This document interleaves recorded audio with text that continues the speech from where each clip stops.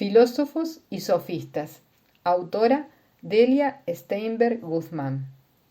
Si en muchas épocas del devenir humano la evidencia fue un elemento de conocimiento y constatación de las cosas, está claro que la historia se repite. Con apariencias ligeramente modificadas, con circunstancias apenas variadas, son las mismas fuerzas y las mismas ideas que se presentan en un juego de opuestos que, tal vez, contribuya al equilibrio definitivo de la evolución. Hace tiempo ya, unos 2500 años, se vivió en la Hélade una confrontación pública, política y moral entre sofistas y filósofos. Entonces pudo haber parecido un acontecimiento exclusivo de esa civilización. Sin embargo, siempre hubo, los hay y parece que seguirá habiendo sofistas y filósofos. ¿Quiénes eran estos sofistas de entonces? Eran unos personajes de variados conocimientos, con una excelente oratoria y una extraordinaria capacidad para demostrar una cosa y también lo contrario de esa misma cosa. Su función era la de formar a los jóvenes atenienses para las confrontaciones de la naciente democracia. Había que desarrollar habilidades que se ajustaran a las necesidades políticas del momento. Poco importaba la verdad o el encuentro con lo divino. Lo perentorio era la felicidad humana en el presente y la variedad de opiniones ante una verdad que se antojaba lejana e inaccesible. Como respuesta a esta floración sofística, Sócrates entra en escena.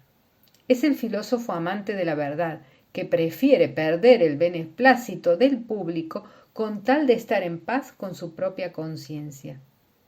Justamente su misión, según sus propias palabras, no era enriquecer a los ciudadanos o proveerles de un conjunto más o menos extenso de conocimientos.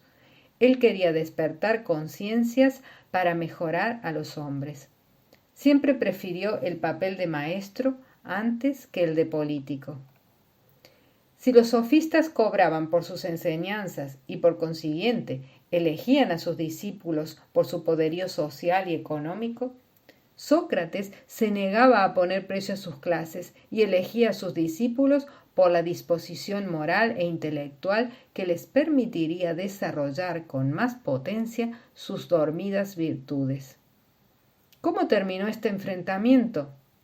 El desenlace es ampliamente conocido. Una vez más predominó la opinión sobre la sabiduría, la falacia sobre la verdad, los intereses creados sobre la justicia. Sócrates bebió la cicuta, pues su muerte no podía contradecir los principios que había predicado con el ejemplo a lo largo de toda su vida. Hoy los nombres son diferentes. Los sofistas son muchos y los encontramos a cada paso, eso sí, revestidos de las más diversas denominaciones, pero sus actos y finalidades son los mismos de entonces. En cambio, y también como antaño, son muy pocos los filósofos amantes de la sabiduría y consecuentes con sus propias ideas.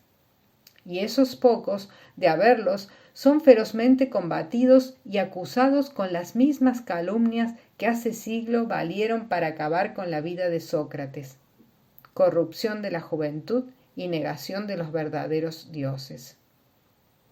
Incluso dicen algunos historiadores que Sócrates jamás ha existido y que fue simplemente una invención necesaria de Atenas para ofrecer un modelo moral ante la degradación de las costumbres. No creemos que haya sido así, pero de todos modos, si hubiésemos estado allí, es probable que hubiésemos creado la figura de ese Sócrates arquetípico. Tanto como hace falta inventarlo o plasmarlo ahora mismo, sino ya en la presencia de un solo genio de la talla del que mencionamos, sí en la suma productiva de todos los que aman el verdadero conocimiento y anhelan vivirlo más allá de críticas y limitaciones. La historia se repite, y también la elección. Filósofos y sofistas.